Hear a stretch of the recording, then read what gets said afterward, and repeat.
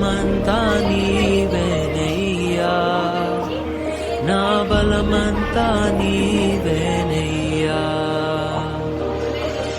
అలలు లేచినను, తుఫాను ఎగిసినను, అలలు లేచినను,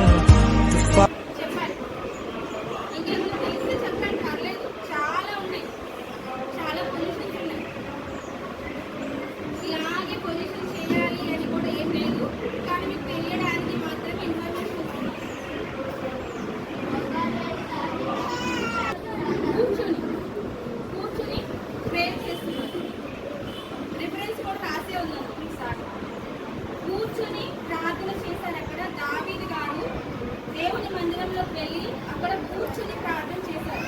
అంటే మనం అక్కడ కూర్చునేది కానీ అక్కడ చైర్లో కూర్చున్నారా కింద కూర్చున్నారా అనేది మాట కాదు.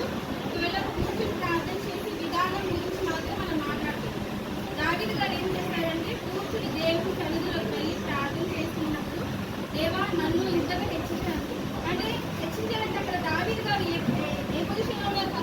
దీవించావే సమృద్ధిగా నీ సాక్షిగా కొనసాగమని, ప్రేమించావే నన్ను ప్రాణంగా, నీ కోసమే నన్ను బ్రతకమని. దారులలో ఎడారులలో సెలయేరులై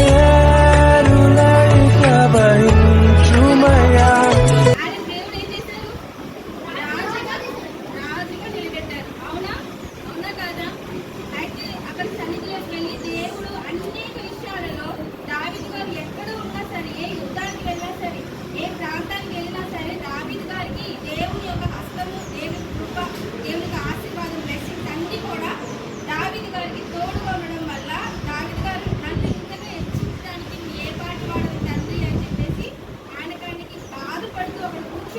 ప్రార్థన చేసుకునేదనే అంశం మనము అక్కడ చూస్తాం.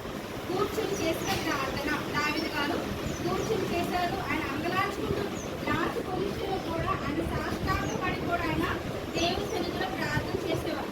పూర్తిగా మొత్తం బాడీ అంతా కూడా తగ్గించుకొని ఇంకా నేను నీ వశం తండ్రి అన్నట్టుగా పూర్తిగా పుట్టుకొని కూడా ఆయన ప్రార్థన చేసేవారు. ఓకేనా? ప్రేయర్ పొజిషన్స్ గురించి మనం మాట్లాడుతున్నాము. ఫస్ట్ దావీదు గారు చేసిన ప్రార్థన గురించి మనం చెప్తున్నాం. అది మనకి దినవృత్తాంతాల్లో ఉంటుంది. 17వ అధ్యాయం 16వ వచనంలో నుంచి ముందు 27వ వచనం వరకు కూడా. నెక్స్ట్ వచ్చేసి స్టాండింగ్ ప్రేయర్, నిలబడి చేసిన ప్రార్థన. మనము సండే స్కూల్లో ఒకరి గురించి చెప్పుకున్నాం.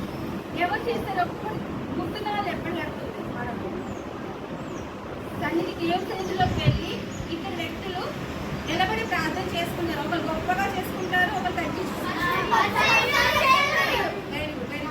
Very good. సుంకరి నిలబడి ప్రార్థన చేశారు. అంటే చాలా ఉన్నాయి. మీకు నేను క్లాసెస్లో చెప్పింది మీకు ఇమాజినేషన్ కోసం ఒకసారి రివైండ్ చేస్తున్నాను. ఇక్కడ ఏం జరిగింది? సుంకరి నిలబడి తగ్గించుకొని ప్రార్థన చేసుకున్నాడు. అవునా? ఏమని ప్రార్థన చేసుకున్నాడు? దేవా నేను పాపిని, నీ సన్నిధిలో నిలబడడానికి కూడా నేను అర్హుని కాదు అని ఆయన ఎంతో తగ్గించుకొని నిలబడినా సరే తగ్గించుకొని ఆయన కుమిలిపోతూ ప్రార్థన చేసుకున్నాడు. ఇది మీకు మీ సండే స్కూల్లో కూడా మీకు చెప్పాను. గుర్తుందా? గుర్తుందా లేదా? మరి నిల్చొనే ఉన్నాడు. సుక్కరు ఏం చేస్తున్నాడు? పరిశీలన ఏం చేస్తున్నాడు? చెప్పండి. పరిశీలన ఏం చేస్తున్నాడు? చాలా గొప్పగా నేను నీకు దశమ భాగాలు ఇస్తున్నాను, నేను ఎన్ని మంచి పనులు చేస్తున్నాను, నీ మందిరానికి క్రమం తప్పకుండా వస్తున్నాను, ఆజ్ఞలు పాటిస్తున్నాను. ఆయన ఏం చేస్తున్నాడు? ఆయనని రక్షించుకుంటున్నాడు. కూర్చొని అన్ని చేస్తున్నాడు. తనేం చెప్పుకున్నాడు? తగ్గించుకొని ప్రార్థన చేసుకున్నాడు. అవునా కదా? నెక్స్ట్ మనం ఇంకా చూద్దాం. నెక్స్ట్ దినవృత్తాంతాలు కానీ మనకి చేతులు పైకెత్తి ప్రార్థన చేశారు. భక్తులు చేతులు పైకి ఇలా ప్రార్థన చేసేది ఎలా ఉంటుందంటే ఎక్కువగా పురుషులకి మనకి అధ్యాయంలో కూడా ఉంటుంది. నేను రివైండ్ చేసినప్పుడు అది చెప్తాను. రాసుకోండి, మీకు రాసుకుంటారని నేను రాసి పెట్టాను. చేతులు పైకి పెట్టి ఇలా ప్రార్థన చేసుకునేది చాలా చాలా భక్తులు చేసిన ప్రార్థన అనమాట. ఒక్కొక్క టాపిక్ గురించి నేను చూసినప్పుడు వాళ్ళు ఇలా ఎస్ఐ నీకు సరెండర్ అయిపోతున్నా, నేను మొత్తం ఇంకా నీ వాడిని నీ దాన్ని అని చెప్పేసి హ్యాండ్స్ రేస్ చేస్తూ అది ఎలా ఉంటుందంటే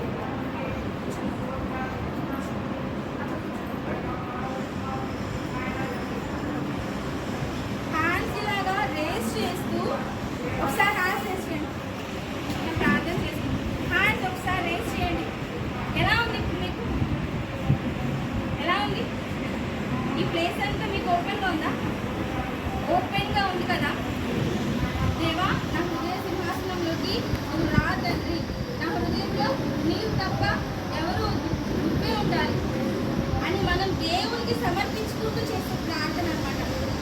తెలుసా? Jesus, I need you every moment. ఇలా ఉన్నా సరే మరి I need you here now. This grace, what hearts sing out your praise forever. ఒకసారి ఇంట్లో కూడా మీరు ప్రార్థన చేయండి. ఎంత పీస్ఫుల్గా ఉంటుంది తెలుసా? ఒంటరిగా ఉన్నప్పుడు ఇలా ప్రార్థన చేయండి. ఏసే వచ్చేసి మన దగ్గర ఉన్న మన హృదయంలో ఉన్నట్టుగానే అనిపిస్తుంది. ఓకేనా? ఓకే, రాసుకుంటారా మీరు? రివైండ్ చేయడానికి మీ బైబిల్ చదవడానికి టైం సరిపోదు, అందుకే నేను త్వరగా చెప్పేస్తున్నాను. నెక్స్ట్ వాకింగ్ ప్రేయర్, నడుచుకుంటూ ప్రార్థన చేసేది. ఇందులో మనం రాజుల గ్రంథంలో ఉంది. ఇందులో 2వ రాజుల గ్రంథంలో ఇక్కడ ఏం జరుగుతుందంటే ఎలీషా గారు చనిపోయిన బాబును బ్రతికించడానికి కోసము ఆయన ఆ గదిలోకి వెళ్తారు. సునేమేయాలు ఉంటారనమాట. తను ఎలీషా గారి కోసం ఒక గదిని కట్టించి ఉంచుతారు. తనకి బాబు పుట్టాడని చెప్పేసి ఎలీషా గారు చెప్తారనమాట. ఆ బాబు పుట్టాడు. బాబు పుట్టిన తర్వాత కూడా సంథింగ్ స్టోరీ ఉంటుంది మనకి. బాబు చనిపోయే పొజిషన్లో ఉంటాడు. ఎలీషా గారు వెళ్తారు, గదిలోకి వెళ్తారు. గదిలోకి వెళ్ళి ఆ బాబు చనిపోతాడు. చనిపోయిన తర్వాత ఆయన వాక్ చేసుకుంటూనే ప్రార్థన చేస్తారు. వాకింగ్ చేసుకుంటూనే నడుచుకుంటూనే ప్రార్థన చేసుకుంటూనే ఉంటారు. ప్రార్థన చేసుకునే క్రమంలో దేవుని దగ్గరికి వెళ్ళి మొరపెడుతున్నాడు. చాలా మంది చూడండి నడుచుకుంటూ ప్రార్థన చేస్తారు. Dear God, thank you for loving me and giving me your all. When I grow up, I will still be serving you. I want to know you more. I want to love you more. I'll never forget you, Lord. In Jesus' name. అక్కడ Elisha గారు కూడా ప్రార్థన చేసుకుంటూ ఆ గదిలో నడుచుకుంటూ ప్రార్థన చేసుకుంటూ ఆ బాబు మీద మొత్తం ఆయన ఇలా పడుకొని, అంటే ఆయన దేవుడి దగ్గర నుంచి ఒక శక్తిని పొందుకొని ఆ బాబు మీద అలా పడుకొని ఆ బాబుని బతికిస్తారు. అది మనం తర్వాత చెప్తున్నాము. అది వాకింగ్ ప్రేయర్. నడుచుకుంటూ కూడా మనము ప్రార్థన చేసుకోవచ్చు. ఓకేనా? నెక్స్ట్ మోకరించి చేసిన ప్రార్థన. ఇది అందరూ చేసేది, అవునా? అందరూ చేస్తామా లేదా? ఏసై కూడా మోకరించి ఆయన ప్రార్థన చేశారు. మోకరించుకోవడానికి తగ్గించుకొని ఫుల్గా ఇంకా దేవుని దగ్గర. ఇది వరకు రాజులు మన స్టోరీస్ చూసినట్లయితే, మామూలుగా బైబిల్లో కాకుండా బయట స్టోరీస్ చూసినట్లయితే వాళ్ళు రాజు కనపడంగానే ఇలా బెండ్ అయ్యారు. ఇలా బెండ్ అయ్యేవాళ్ళు, లేకపోతే వాళ్ళు ఏదో తప్పు చేసినా నన్ను క్షమించి మన అపోల్ని చెప్పాలనుకున్నా సరే వాళ్ళు ఏం చేస్తారంటే మీలో చేస్తున్నారు. నేను ఎక్కడ నన్ను క్షమించండి అని చెప్పేసి మనం దేవుని దగ్గర, ఏసై కూడా తండ్రి దగ్గర మోకరించి మొరపెట్టారు. అవునా? గెత్సేమనే తోటలో ఏసై అవునా? ఎంతమంది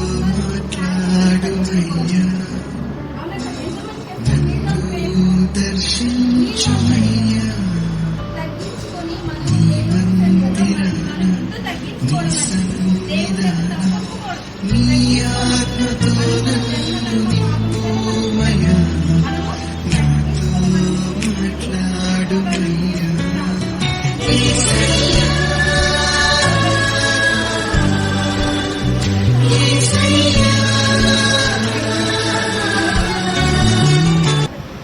పూర్తిగా నీళ్ళలో అయిపోయి మోకాళ్ళ మధ్యలో తలబెట్టేస్తారు.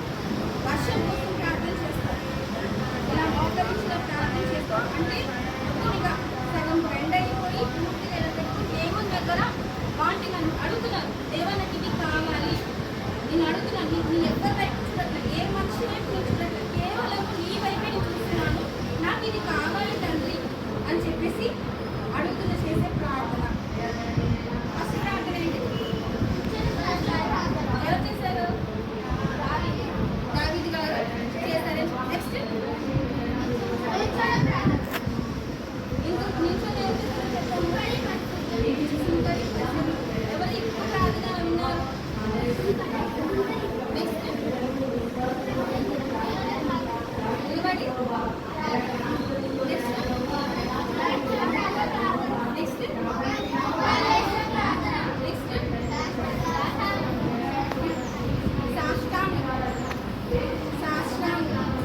పూర్తిగా బాడీ అంతా.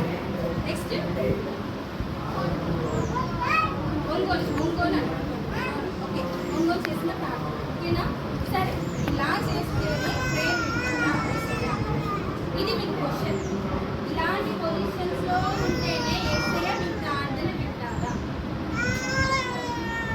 ఇలాగ ఉండే రూలా ఇది రూల్ ఇదే రూల్ మీరు పాటించాలని చెప్పారా? ఇశ్రాయేలు జనాంగము ఫరో రాజు చేతిలో నలిగిపోతున్నప్పుడు ఆయన పెట్టిన శ్రమలు ఆయన ఎంత భయంకరంగా హింసించేవారంటే అంత భయంకరంగా ఫరో రాజు ఇశ్రాయేలు జనాంగాన్ని హింసించేవారు. వాళ్ళు ఎలా ప్రార్థన చేసేవాళ్ళు తెలుసా? మూలుగుతూ చేసేవాళ్ళు. మూలుగుతూ అంటే లోపల బాధ మూలిపోతున్నారు. ఆ మూలుగుతూ చేసిన ప్రార్థన కూడా దేవుడు విన్నాడు. బైబిల్లో మనకుంటుంది, మూలుగుతూ చేసిన ప్రార్థన దేవుడు విని ఎవరిని పంపించారు మన కోసం? మోషే అంటే ఆ ప్రార్థన కూడా దేవుడు విన్నాడా వినలేదా? నువ్వు ఈ పొజిషన్లో ఉన్నావు, ఇలా ఉంటే వింటాను అన్నారా యేసయ్య? కానీ బైబిల్లో మనకి ఇలా చేశారు ప్రార్థన సింబాలిక్గా మీకు తెలియాలని మాత్రం చెప్తాను. ఇలాగే ఉంటే నేను ప్రార్థన వింటానని యేసయ్య. కొంతమంది బెడ్ సిక్ అయిపోతారు, వాళ్ళు కొడుకొని ప్రార్థన చేస్తారు. కొడుకొని యేసయ్య నన్ను కాపాడేసయ్య. You are my strength when I am weak. You are the treasure that I seek. You are my all in all. Seeking you as a precious jewel, Lord, to give up I'd be a fool. You are my all in all. ఎలా ఉన్నా నువ్వు ఎటువంటి పరిస్థితిలో ఉన్నా pastor చెప్తాడు ప్రార్థన చేయడానికి మంచి సమయం ఏదంటే ఏం చెప్తా చెప్పండి? కాదు, ఎప్పుడైతే నీకు ప్రార్థన చేయాలనిపించదో అది బెస్ట్ టైం ప్రేయర్ చేయడానికి. చెప్పండి, ఎప్పుడు నీకు ప్రార్థన చేయబుద్ధి కాదు, ఏం చేస్తుంది ప్రార్థన అంటే ఆ ఆలోచన ఎక్కడి నుంచి వస్తుంది? అప్పుడు ప్రార్థన చేస్తే అది ఏమవుతుంది? పారిపోతుంది. అమ్మో వీడేంటి నేను చెప్పిన దాన్ని వినకుండా వీడికి నేను ప్రార్థన చేయొద్దని చెప్తుంది, ఇది ఏం చేస్తున్నాడు? ప్రార్థన చేస్తున్నాడు. అంటే బెస్ట్ టైం ఏంటి? నీకు ఎప్పుడైతే ప్రార్థన చేయబుద్ధి కాదో చేస్తే అది బెస్ట్ టైం అని చెప్పేసి పాస్టర్ గారు. అవునా? మనము ఎటువంటి కండిషన్లో ఉన్నా ఎటువంటి పరిస్థితుల్లో ఉన్నా సరే దేవుడు హృదయాన్ని చూసి మన హృదయంలో నుంచి నువ్వు ఒక్క నిమిషం ప్రార్థన చేసిన నోయల్ సైరస్ ఒక్క నిమిషం నువ్వు ప్రార్థన చేసిన హృదయానుసారంగా దేవుడు దగ్గరికి వెళ్ళేలా ఉంటే నీ ప్రార్థన ఖచ్చితంగా దేవుడు వింటాడు. లాగుంటే మనం తగ్గించుకోవాలి. పెద్దవాళ్ళు కూర్చుంటారు, కూర్చుని మోకరించలేని వాళ్ళు ఉంటారు. అవునా? మోకరించలేని వాళ్ళు కూర్చుని కూర్చుంటారు. మన మోకరించే శక్తి మనం ఉంటుంది కాబట్టి కూడా మనం మోకరించి ప్రార్థన చేయాలి. ఏసే చేశారు కదా, ఏసే మోకరించి ప్రార్థన చేసిన తండ్రికి మనం ఎంత? అవునా కదా? మనం ఎంత? ప్రతి పొజిషన్లో వారి హృదయానుసారంగా కొంతమంది ఏం చేసేవారంటే బైబిల్లో చూసిన ప్రకారం వాళ్ళు ఏదైనా సమస్య వచ్చినప్పుడు యోగ్ గారు ఉన్నారు, రాజు గారు ఉన్నారు, వాళ్ళకి ఏదైనా బాధ వచ్చినప్పుడు వాళ్ళు ఏం చేసేది? వాళ్ళకి వేసుకున్న క్లాత్లు ఇలా చింపుకొని ప్రార్థన చేసుకున్నారు. బాధగా తట్టుకోలేక ఇలా చింపేసుకునేవాళ్ళు. క్లాత్స్ ఇలా చింపేసుకుని వాళ్ళ హృదయాన్ని చింపేసుకుని సింబాలిక్గా చింపేసుకొని వాళ్ళు ప్రార్థన చేసేవాళ్ళు. ఉపవాసం ఉండి ప్రార్థన చేసినప్పుడైతే పాత నిబంధనలో ఎలా ఉందండి? వాళ్ళు ఉపవాసం ఉండి గోనె పట్ట